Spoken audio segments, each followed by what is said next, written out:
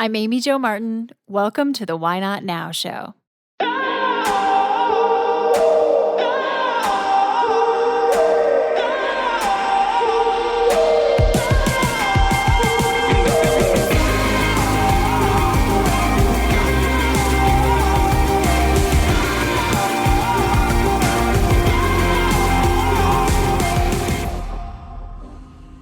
You know that thing you've been thinking about doing?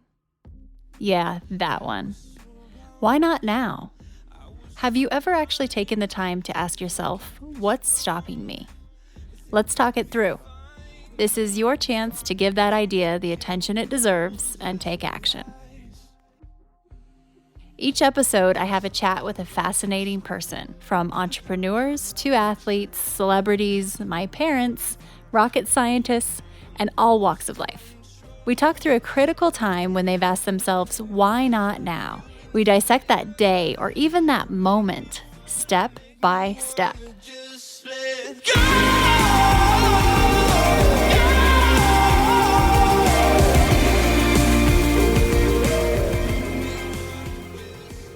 The founder of one of the most innovative companies, in my opinion, is on the show today, Liz Powers. She's a Forbes 30 Under 30 social entrepreneur and the founder of ArtLifting.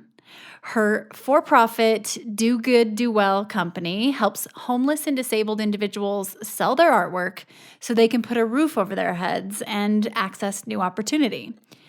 This company has built the solution to a problem into their product, and their economic model is the way of the future. Liz bootstrapped the company to 6 figures before she took any funding. She now has investors like Blake Mycoskie, the founder of Tom's Shoes, and many other notables. ArtLifting has been featured on national TV programs like The Today Show, and some of their clients include Google and Staples. Liz is just getting started, and you will hear a lot more about her in the near future. Here she is now. Most of you know that I'm a big Headspace fan, and if you're new to the show, just as some background, I started using the Headspace app about a year ago, and it's been the single best thing I've ever done for myself. Here's the thing though, sometimes meditation and mindfulness is not what we imagine. Yes, there are days when I feel like I'm in a Zen situation, and other days I've been known to hit the SOS button. There's literally an SOS button on the Headspace app. So there have been times where I've removed myself from certain situations and gone somewhere to push this button. One time I even escaped my car. So this quick 3-minute mind saver has kept me from falling down that rabbit hole in some way. Or even saying things I didn't mean, maybe texting or emailing something to someone that I didn't mean. It's like taking a breath of fresh air, and it just allows me to reset. And as Jimmy Fallon, who uses the app, has even said, it's great. This British guy comes on, tells me it's going to be all right. In fact, the British guy, Andy, who's been on the podcast, comes on and says this when you hit the SOS button. Okay, so you've hit the SOS button. So there's a pretty good chance you're feeling pretty stressed right now. So to begin with, I'd just like you to find a place where you can sit down just for 2 or 3 minutes, completely undisturbed. So maybe you already meditate, maybe not, but you want to start. Regardless of the case, let's be real. Most of us don't have a Zen sanctuary with a fluffy pillow, mood lighting to retreat to when we're about to lose it. So now you can literally have an SOS button that you push. It's a 3-minute pause thanks to Headspace. There hasn't been a time when I've hit that button and it hasn't made me feel better. Liz, welcome to the show today. Thanks for having me. I am excited to chat with you and also really just to share your story with more people, because you're doing something that is so critically unique and definitely a way of the future. So if you don't mind, let's start off with you sharing a little bit about your journey. Sure. Yeah, so I've worked with homeless individuals for the last 10 years. So to start, I was doing casework, working one-on-one to help get jobs, housing, food, very, very tangible needs. But one thing that happened during those 4 years of casework was tons of clients said to me, Liz, I'm incredibly lonely. And that really got to me emotionally. But also I thought about it from a more of a philosophical level and thought, okay, if a lot of people in one-on-ones are saying they're lonely, how can I figure out a way to bring them together and support one another? So then I transitioned to running art groups and shelters as a way to create a supportive community and gain trust over time. And it's been a bit of a winding road. Then I saw amazing artwork in the art groups that I ran and realized that there were thousands of existing art groups and shelters across the country. So decided to create a marketplace and curate the top artwork from these shelters to sell it. And that's how we have ArtLifting. And when you did this, because it's such a unique take on business and giving, because this is what we call a double bottom line or a benefit corporation, and you are not a nonprofit, right? Could you talk a little bit about what that means and also why you decided to go down that road with ArtLifting? Sure. So there's a new wave of socially minded businesses that are for-profit, for-purpose companies. Tom's, the shoe company, was one of the leaders in that 10 years ago. This whole wave of for-profit, for-purpose companies is really inspiring to me because before ArtLifting, I was in the nonprofit world for 8 years. And there were so many moments when I just felt like my hands were completely tied, where I wanted to have really fast-growing impact and be able to scale quickly. But in order to do that, I needed to write 15-page grant applications. And one particular story was I was running art groups in a local shelter in Boston, and I wanted to get more art supplies. And I looked around what grants were available. One of the grants was 14 pages long for just $5,000. And from the day of writing that grant to receiving the $5,000 check, it was a year. And that's obviously an extreme example, but a ton of my friends are in the nonprofit world, and we've felt this hand-tied feeling many times. So when my brother and I were starting ArtLifting, we thought a lot about, okay, if we can create a for-profit company that has a social mission and is not only financially sustainable, but can also scale really quickly, then our impact is going to be so much larger than, constantly asking for grants and spending all of our time writing applications instead of focused on helping our artists make more money. And I think that's a concept that's so important for people to realize that, so many people have these causes or these purpose and passion initiatives that they want to dive into more, but it doesn't always have to be a charity. Having this concept that actual business, profitable business, can change the world is beyond powerful. And in a way, it seems it gives you a lot more freedom. Completely. And one really important note there was a big reason for choosing to create ArtLifting as a benefit corporation, which is code for for-profit, for-purpose business. So the one big reason was from listening to the artists. And after 10 years of listening to homeless individuals and individuals with disabilities telling me, Liz, I don't want to be a charity case. I don't want another handout. I just want the opportunity to change my own life. That really was a big wake-up call to me, because I think people like myself who have lived such a blessed life and never had to worry about a roof over our heads, have this interesting sense of guilt of wanting to quote unquote help other people who have been less fortunate. But it's been really interesting hearing the perspective of, I don't want this help. I just want the chance to impact my own life, not someone handing me a sandwich. Yeah, that really struck home. I went to your opening, the gallery in Soho, where you were able to highlight some of the amazing work of the artists that you work with and help, and their stories, and your mention of really being able to get a job and support yourself is the ultimate dignity.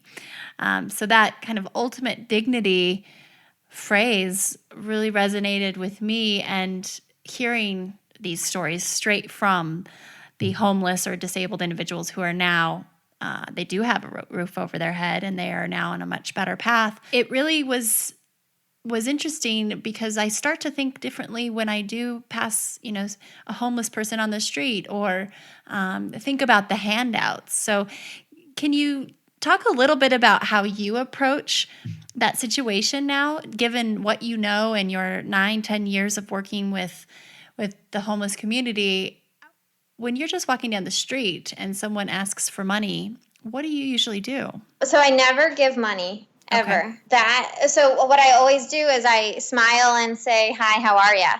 I think, the biggest thing, I was actually thinking about writing an article dedicated to all of the amazing people who I've worked with before and titling it, "I am homeless. I'm also a person." Because I think that really gets to the home of, well, if someone's asking for money on the street, the common response is like to awkwardly look down and oftentimes walk to the other side of the sidewalk. And like, even if one isn't planning on giving money, I think it's really important to humanize people around us and, to recognize their presence instead of making them feel like some leper that's sitting there. It's so true. Just looking at someone in the eyes, whether it's, the person that's checking you out at Target out of the checkout line or Starbucks or anyone, just giving that appreciation and bearing witness to their journey and to their existence is so powerful. When people just kind of give you that nod that I see you, it can be exactly what a person needs in their day just to feel good or get through something. So that's a great reminder. And kind of diving into, of course, what this podcast is all about, getting to the why not now core. Can you think of a time when you considered taking a big step, whether it's your career or personally, and you just finally got to this point to where it was a decision moment and you asked yourself, why not now? Yeah. So one thing that led to ArtLifting was, for the last 6 years, I've run an art show called City Heart that brings together, it's one day a year, an annual show, and it brings together 8 local shelter art groups and about 70 artists in the Boston area. And so the show grew over the years, and Boston Properties, a main property owner in the city, donated the main mall in Boston for us to be able to use it on this one day. And that was a big turning point because all of a sudden there were these strangers who didn't even know about our mission, but just loved the artwork. And they were saying, "Oh my gosh, when's the next show? This is so awesome." And it was really depressing to say, "Oh, it's in 364 days." So my brother and I distinctly remember a car ride up to visit our grandmother who lives north of Boston. And it was just my brother Spencer and I in the car, and we were thinking about all these customers, and we're thinking like, oh my gosh, what a huge opportunity there of artists being able to sell every day of the year and expanding this concept to not just being in Boston, but all across the country. And even further expanding of, well, we're just selling original art now, and artists can only make money once when they sell that original piece, but what if we do prints and products with the artwork on it? So it's a 45-minute car ride up to my grandmother's house, and I remember we just had so many ideas buzzing, and it was such a no-brainer because we already had the customer demand there. So we decided to go for it and flesh out the idea that summer and then launch that fall. Wow, I love that. So this car ride happens, and what was the very, very next step? Was it more of true planning, or when did you feel like it started to become more and more real? It was pretty funny because the art show's in the end of the spring, and I'm a sailing coach. So until recently, for 11 years in a row, I had coached sailing every summer and been out of the city. And it was right before I was leaving. So my brother and I decided, okay, well, let's, brainstorm this summer. We can email each other and call each other's cell phones. And we had this amazing intern who was working with us out of Boston. And We really just fleshed out the ideas. We put together, a spreadsheet of 50 name ideas, just the very basics. And then starting in September, we were working on it much more when I was back in the city. And you were very humble when you mentioned that you're a sailing coach. So I'm going to brag for you for a moment, not changing gears necessarily, but I would love to talk about sailing, given the alignment that we have. But you were the first woman in U.S. sailing history to win the Sportsman of the Year award, right? I was, yeah. Did you have them call it Sportswoman, or did they still call it Sportsman? That's a good question. I think they called it Sportswoman. It was really funny. I wasn't even at the award ceremony because I didn't know I was eligible because it had only been men before. But I'm pretty sure they called it Sportswoman. That's so interesting, all of the unconscious kind of gender bias that we don't even think about, but it's just been ingrained in our vocabulary for so many years. We don't even think twice, but those little things are starting to pop up more and more. But congrats, that's pretty amazing that you are an incredible athlete when it comes to that world. And kind of going back quickly to the ArtLifting beginning days. So it's true you started in your dorm, is that right, at Harvard? Yeah, well, and it's a bit funny because I did start in the dorm, but I had graduated college. So you're still living in the dorm. Yeah, the big turning point for me last year was my 5-year college reunion, and I was still in the dorm. And I finally moved out, but I did start it, while I was basically a dorm mom in one of the Harvard dorms. That's cool. That's actually probably a goal of a lot of people, just to stay in that world and zone as long as you can. But so you are in this dorm and you start this company. This is not a nonprofit. This is a company. And take me to the moment when you realized, wow, this is growing, because I think I remember you telling me you had like $4,000 or something you started with, and then you're in your dorm, and it wasn't like you went out and pitched and got a lot of funding right out of the gate, right? Right. Yeah. My brother and I just each put in $2,000 of our savings to launch. So a total of $4,000, and pretty much all of that was for legal fees, to be honest. But we figured out we created a great relationship with a printer who was giving us a bargain. And they printed everything on demand for us. So that means as something's ordered, it's printed. So it's extremely low risk as the company.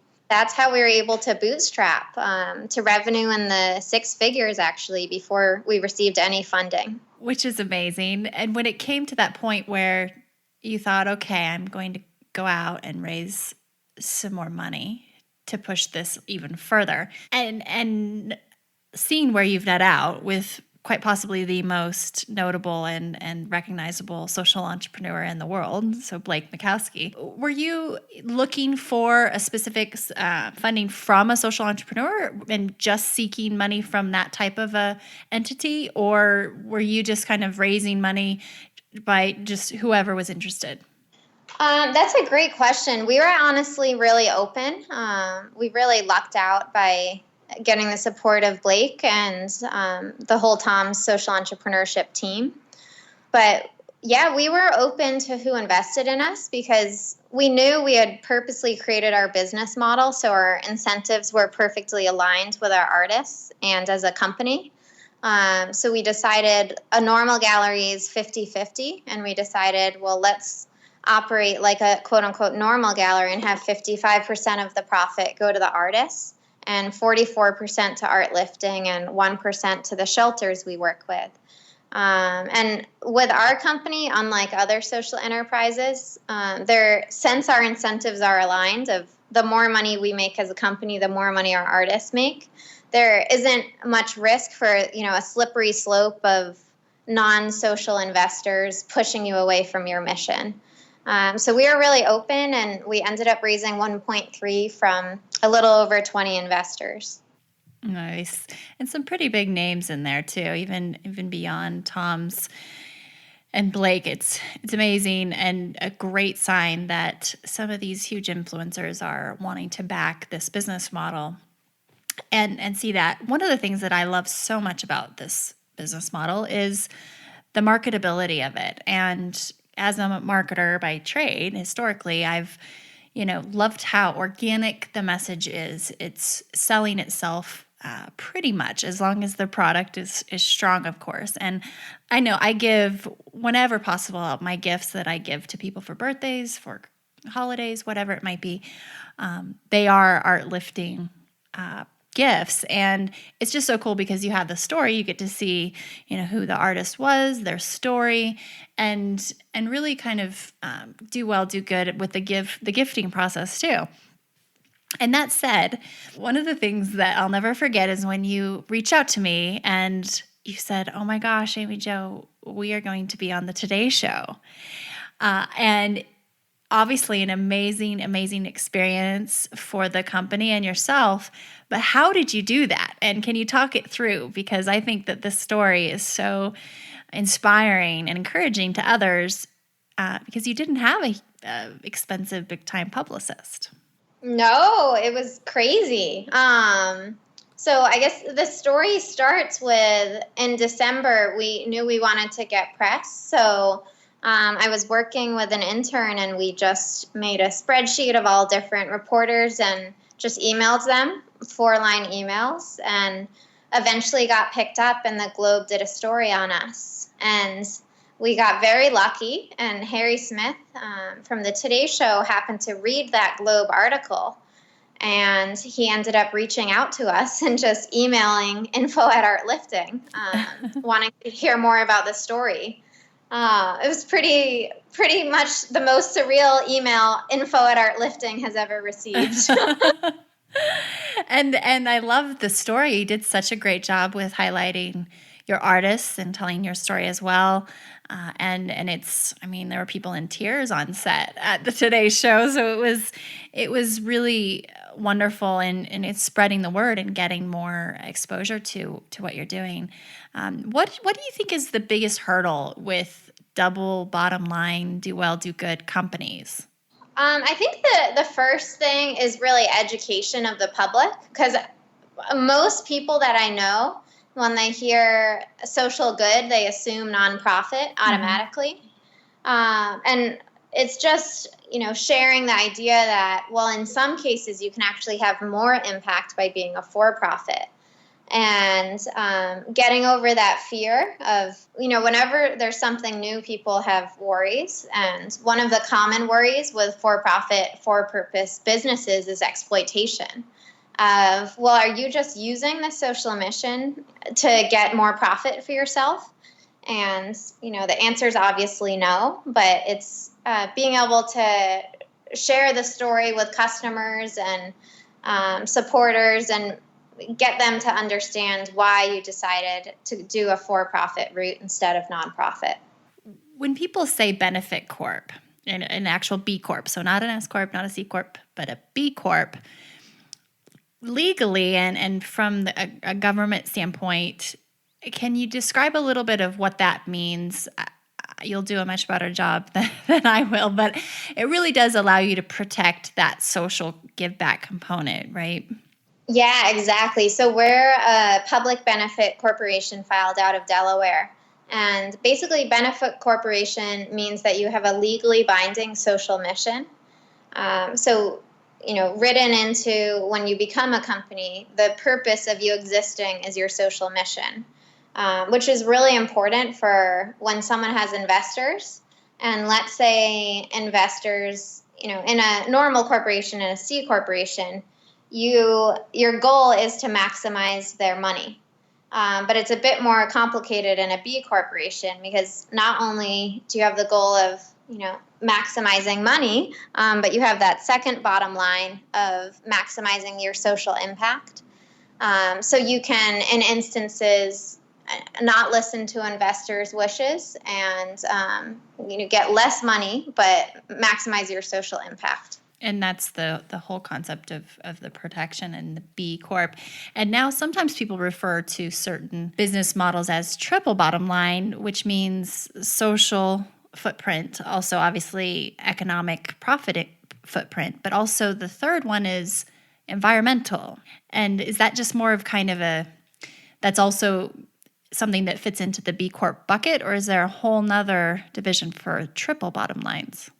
No, that it doesn't have its own bucket. It could be a B Corp, or it could be, there are many double bottom line companies that are filed as a C corporation. Given that B corporation has the legally binding social mission, you have a bit more protection there. But that being said, there's a million amazing C corporations that also have a double bottom line. And the reason I bring this up, not that I'm trying to get into business law and taxation and stuff, is because I have so many friends who have said to me, Amy Jo, I want to start this nonprofit. I want to start this charity. And they have this kind of parallel that they want to have in conjunction with their other day job. I'm using air quotes here. And I usually suggest them that they learn a little bit more about double bottom line companies, whether it's a B Corp or not, because it's just the sustainability and the ability to do more and have more freedom and opportunity financially is really important. And I think powerful, not only to not maybe just consider it as a side hobby, legacy charity, but also be able to put more time into it as the entrepreneur and the founder. So that's kind of why I'm digging in here. I'm not trying to bore anyone with the B Corp thing, but it's just something that I think more people just should learn about and realize that option is available. And we'll see more and more of this because it really can change the world through business and through our day jobs and passions and purpose missions. We can. Yeah, and just to add on to that, I think that's a great point that, full time, you always make much more of a difference than you do, at 9 p.m. after your day job. But a big thing for me with thinking about, wanting to encourage more for-profit, for-purpose businesses is with the funds for nonprofits, I think of it as like a pot of money that's very limited, which consists of individual donations and foundations. There's so many worthy nonprofits that are fighting for this money, but it's incredibly limited. So my thought is, well, anyone who can should be growing this pot of money.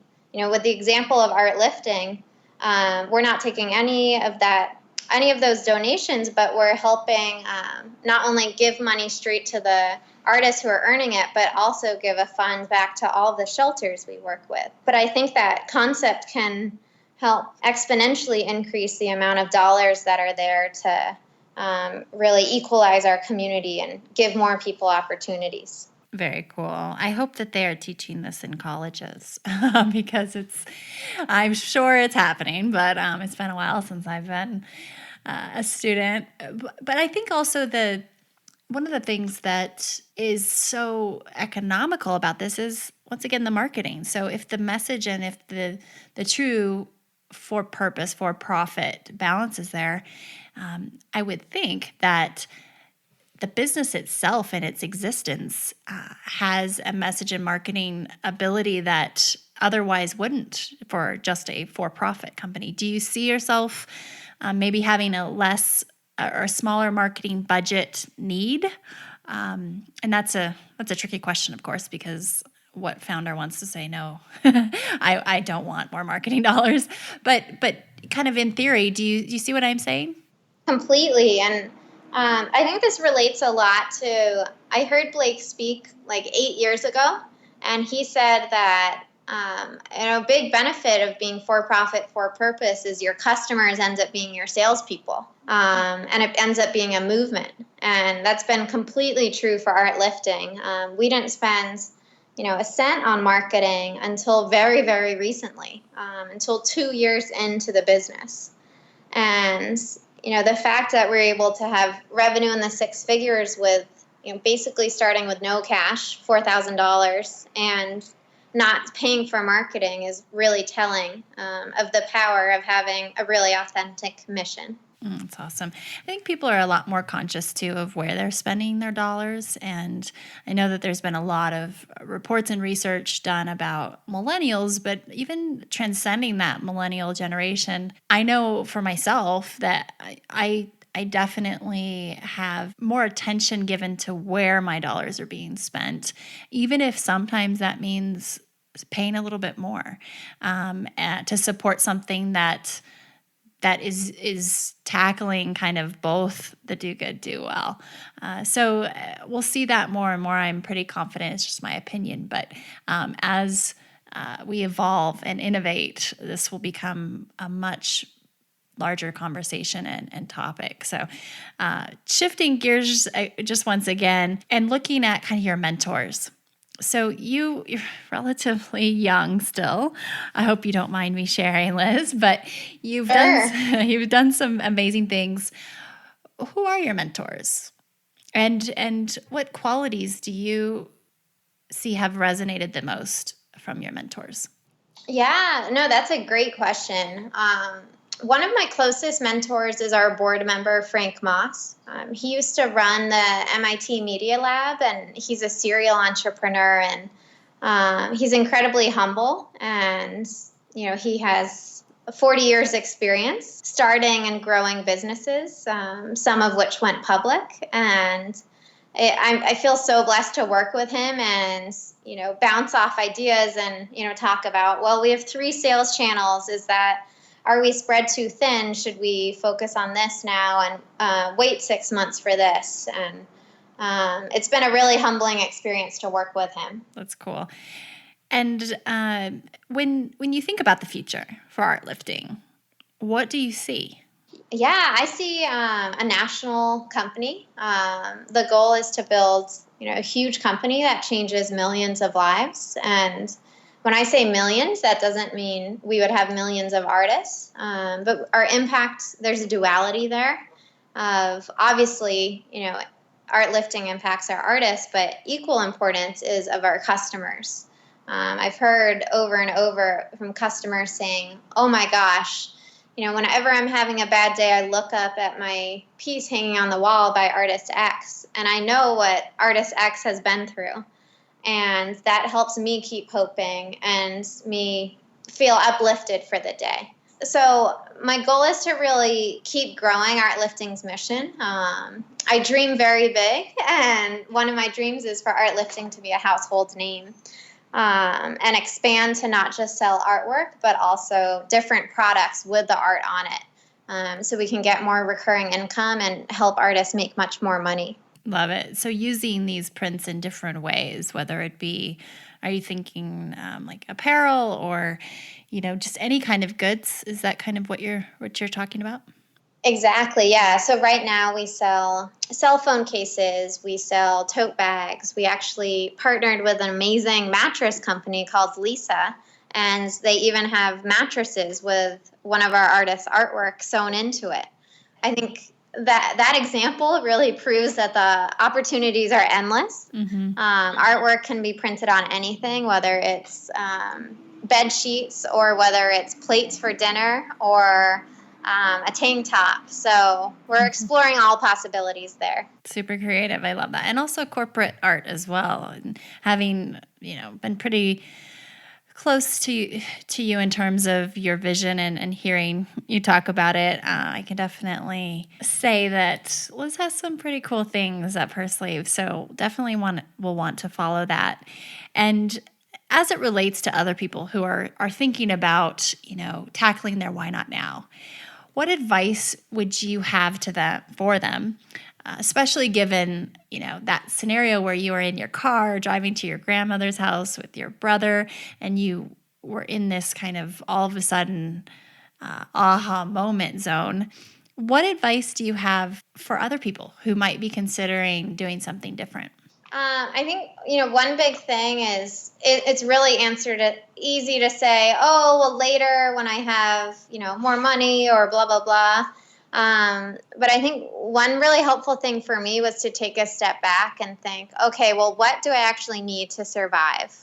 Once I knew I wanted to jump for it. and realized, well, the vast majority of my friends from college have really high-paying investment banking or consulting jobs, but I don't need $120,000 a year to survive. And for me, I lucked out and was able to get this position at Harvard in the dorm where I got free room and board. So from ArtLifting, I didn't get a cent for the first year and a half. But I also didn't need it. I just got, a monthly subway pass, and I had free room and board and would pack Tupperware for lunch.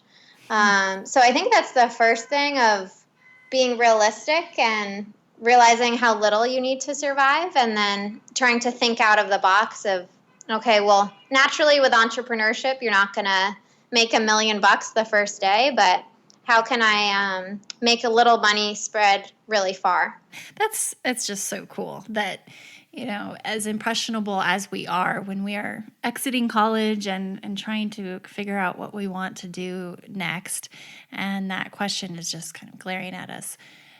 The decisions you made and the path that you've taken is really cool, and also look at where it's gotten you now. I mean, you're able to do what you love, grow a business, and you have some of the most amazing people supporting you.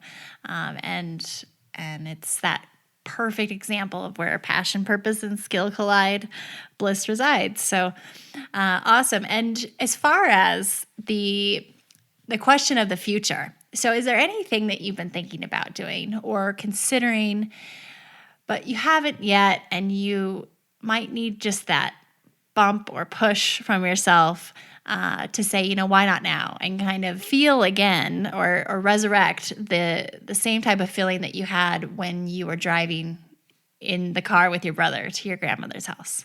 Yeah. I was thinking a lot about this question before we started chatting today. In general, with ArtLifting, we've purposely been extremely lean and acting quickly on ideas. So my why not now actually relates to my personal life. I'm really into family history and genealogy. And for years, I've been dreaming about making a huge family tree, painting one with both sides. So after this podcast, I think that's going to be my goal, to complete one. Wow, that is so cool. That is great. And so you think, or I know. Okay. You have to keep to it. I like that. I don't know if you've used Ancestry.com, but I have in the past, and it's always a fun thing to do, I think, on holidays with family members, and sometimes you've played enough games and you can only do that so much, and it's kind of fun to do that. Have you ever tried that out? Yes, I'm a huge fan of Ancestry.com. I actually I was really lucky to get a scholarship from the Rotary to be able to do my master's in Scotland. But one of my big motivations for going there was my most recent immigrant in my family is from Scotland, my great-grandmother. So I worked a lot with Ancestry.com and family members to go find birth certificates and death certificates and marriage certificates while in Scotland, and be able to upload them all. I love it. And just for full disclosure, we are not sponsored by Ancestry.com. We just genuinely like it. So if anybody's wondering out there, although we may be someday, who knows? I was going to say we should be. I know, right? But it is such a cool idea to actually paint your own family tree using the resources and technology through stuff like Ancestry that can get you the information that you don't have. That's what was so fun, is to discover these tips and what do they call them? Leaves? I think there's a leaf that pops up when you get a new tip. I can't remember, but that's really cool. And your very first step, what will that be? I think the first one is going to be simplifying. I have a ton of relatives in Ireland, and I met them the year I was living in Scotland, and they printed out what we have for that side of the family, and it was 10 printed pages long. Wow. That could get overwhelming. So this is a mural all of a sudden, not a painting. So I think the first step is just going to be to figure out how many generations I want to cover, and what the visual way I'm going to do it. And then I can just buy a canvas and get started. Very cool. I love it. Well, keep me posted, and I would love to follow that project along. And it's a great Why Not Now. You can totally bring a family together too, and something you can share digitally, with people all over the world. To wrap up, I just have a few rapid fire questions. Number one, are you reading anything right now, or what is your all-time favorite book? Yeah, I'm reading Under the Banner of Heaven right now by John Krakauer.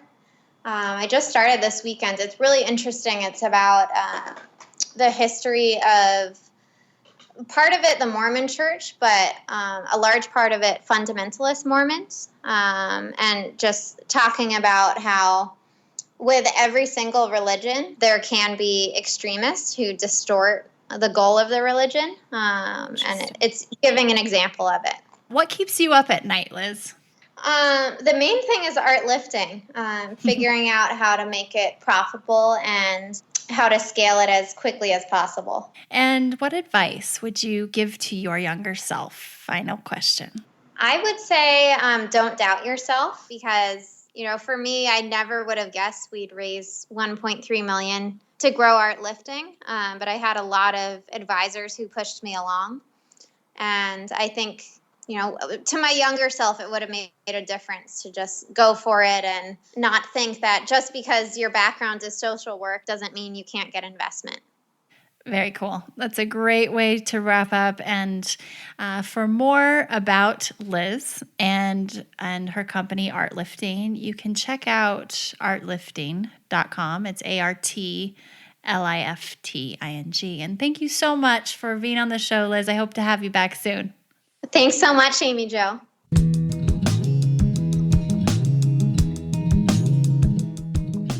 One of my favorite things about Liz is that she's hungry and she's willing to do whatever it takes to make this idea and this impact come alive for ArtLifting. Here she was. She graduated from Harvard.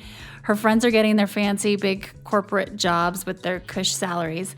And Liz decided to keep living in the dorm and eat out of Tupperware for lunch. She asked herself what she really needed to survive so she could go and build this company that has impact. We talk a lot about the relationship that guests have with money on the show, and that kind of operating system that we all decide to use in terms of scarcity or abundance. And I was thinking about kind of this topic and notion of what is enough. I went to Ethiopia a few years ago and witnessed how very little people had over there and very few possessions, but most of them were pretty happy. And I realized what enough looks like. And when you do that, you kind of instantly become rich. And I have to remind myself from time to time, especially when making big decisions, about that experience, but it's a great kind of filter to use. So this past week, I took another road trip. I had to go down to Denver, and I opened up the Why Not Now hotline, and I was taking calls and hearing from people from all over the world, really. And I spoke with this gentleman, and his name is Ed. He's from New York, and Ed Neindorf, I'm hoping I say that right, calls up, and he told me his Why Not Now story. He basically woke up one day after spending a long time working a job that he didn't really like, chasing a promotion that he really didn't want, but working his butt off to get that promotion. And he woke up one morning and decided that's it. He's done. So he decided this in the shower, evidently, and then called his work and gracefully quit. And he didn't have a backup plan. And he said to me that he intentionally put his back against the wall because he knew he would be able to then have the motivation and kind of the drive and hunger to make it work, to figure out what he did want to do. So that day when he made that call, he quit his job. He then cashed out his retirement. He had a small fund for retirement, and he bought himself a laptop. 2 weeks later, he ends up getting his first client. He's helping individuals with marketing. And then another client comes on, needless to say, he said he's happier than he's ever been. And I just thought it was an interesting story because he intentionally didn't really have a backup plan. He knew he would create his own, but he didn't have anything else to jump to per se. And it reminds me of, that whole, we can't give ourselves an out sometimes. He knew if he did this, he would follow through. He would have to. And he says he just really enjoys getting up every day. So Ed from New York City, thank you so much for calling in. I've talked to so many people. It's inspiring. Feel free to give me a call on the Why Not Now hotline. I have my own Why Not Now bat phone, and it's 929-399-6833. If I don't pick up, I'm either on another call or I'm busy.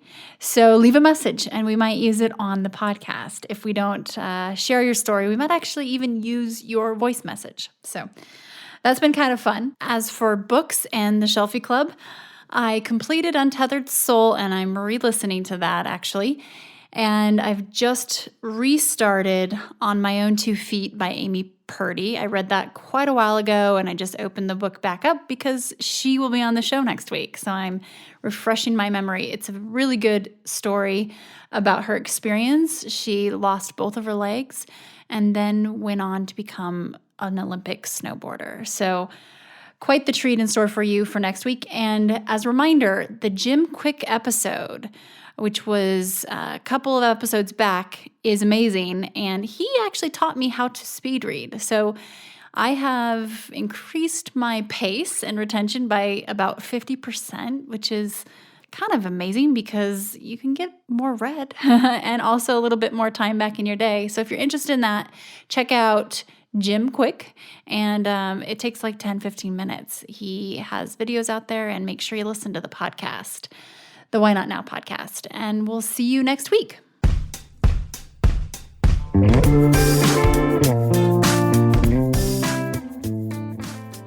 I want to hear what your Why Not Now is. Please share it with me on Twitter, Instagram, or Facebook at Amy Jo Martin. I'll send a signed copy of my New York Times best-selling book, Renegades Write the Rules, to the first 200 people who listen, rate, and leave an honest review of the podcast in iTunes. And you'll also get a free month subscription from our friends at Headspace. This is only available to Why Not Now listeners. Once you've left a rating and review on iTunes, just email your iTunes handle name and your mailing address to whynotnow@amyjomartin.com, and we'll get your package in the mail to you. For detailed show notes, head to amyjomartin.com/why not now. That's where you'll find links to things we discussed on the show, special offers, and how you can keep in touch with guests. Hat tip to my buddies Ash and Devin at Rock Salt Music for our tunes today. You just listened to the talented John Coggins in Let's Go and Let It Ride. And a jump high five to my talented husband, Richard Greer, for producing the show and being patient with me. See you next time. Until then, why not now?